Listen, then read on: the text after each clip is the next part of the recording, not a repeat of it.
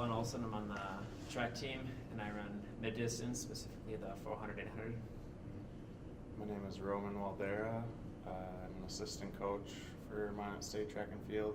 I coach the throwers. Sweet. So, talk about the momentum. This will be for both of you guys. That the momentum that you gained from last week, hopefully, can you get even more PRs, I guess, in the next event here at South Dakota State coming up? Well, we in the last event we raced at NDSU, and it was good to go against good competition because it was a lot of D1 athletes. So we had a lot of personal records across the board, and now it's just nice to get those PRs on the board. Now we have 2 weeks off. Actually, we have this weekend. We're not going to Brookings, so next weekend at UND we'll hopefully be able to keep dropping more times to have a good full-size team going into conference. When you go against these Division I opponents, is it almost like you're competing against yourself for that PR? Or, I mean, I know you want to try to beat them, but is that kind of the mindset going in? Just do your best and try to beat your previous record?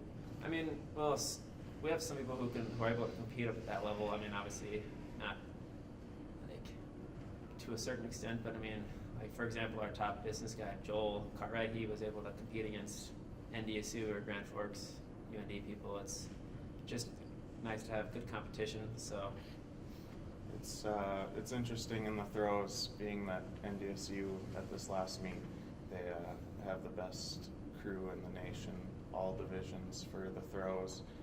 So we were kind of up against the better competition anyone would ever really see. So we were trying to compete with inside of ourselves more so than to be maybe winning the meet or anything. Does that push you guys a little bit, seeing that competition game? It does, yeah, and I was really telling my throwers that they need to try to emulate the things that those people that are winning those meets are doing, and that's how we're going to get better, is to try to be like them, but also compete within our own ability. What have you seen out of the throwers a couple meets in? We've had some good things. I have 3 out of my 5 that are actively competing recently have PR'd this year or had their best ever in their life. On the men's side, we're doing really well. Have some good improvements. Jacob Hatfield, he threw 1560, which is number 2 in all of Minot State history. That was just 2 weekends ago at Concordia, and he also won that meet, which was my first victory on the men's side since I started coaching here. So that was nice that happened. Last week we were consistent at our marks, but we didn't have any personal bests. But hopefully with a week off here of practice and then going into a UND meet in 2 weekends, that we'll get those PRs right before conference. I have a question for both of you. You know, what have you learned so far, lessons from the meets so far this season that you can take into conference later on?